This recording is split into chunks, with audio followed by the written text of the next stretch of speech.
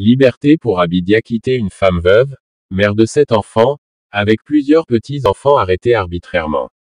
L'arbitraire est tout ce qui dépend de la volonté, du bon plaisir de quelqu'un et intervient en violation de la loi ou de la justice.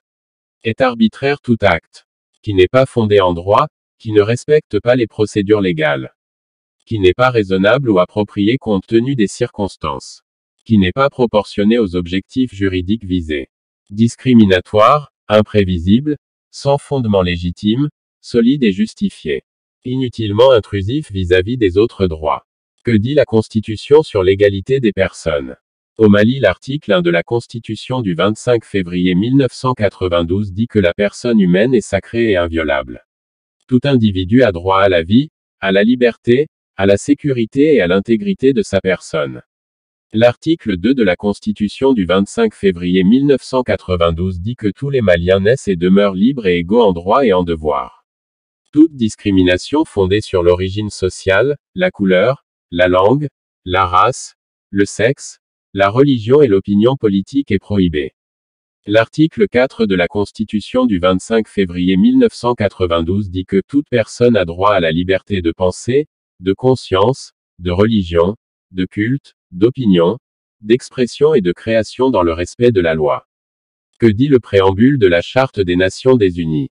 Nous, peuple des Nations Unies, résolus 2e à proclamer à nouveau notre foi dans les droits fondamentaux de l'homme, dans la dignité et la valeur de la personne humaine, dans l'égalité de droits des hommes et des femmes, ainsi que des nations, grandes et petites.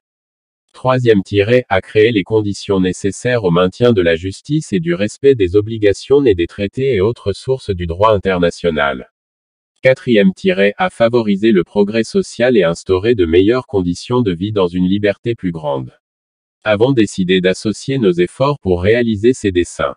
En conséquence, nos gouvernements respectifs, par l'intermédiaire de leurs représentants, réunis en la ville de San Francisco, et munis de pleins pouvoirs reconnus en bonne et due forme, ont adopté la Charte des Nations Unies et établissent par les présentes une organisation internationale qui prendra le nom des Nations Unies. La Constitution du 25 février 1992, le Code des personnes et de la famille et la Charte des Nations Unies sont très clairs concernant l'égalité des personnes. L'efficacité réelle d'un instrument international peut être évaluée en fonction de la mesure dans laquelle les États parties appliquent ces dispositions au niveau national.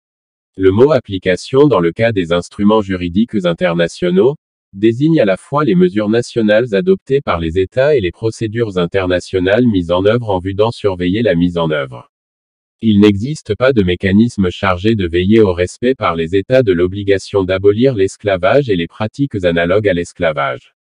Le droit de tous les individus de ne pas être soumis à l'esclavage est un droit de l'homme fondamental, or l'absence de procédures adéquates de mise en œuvre n'est pas faite pour encourager les États à mettre en place un système de garantie contre toutes les formes contemporaines d'esclavage.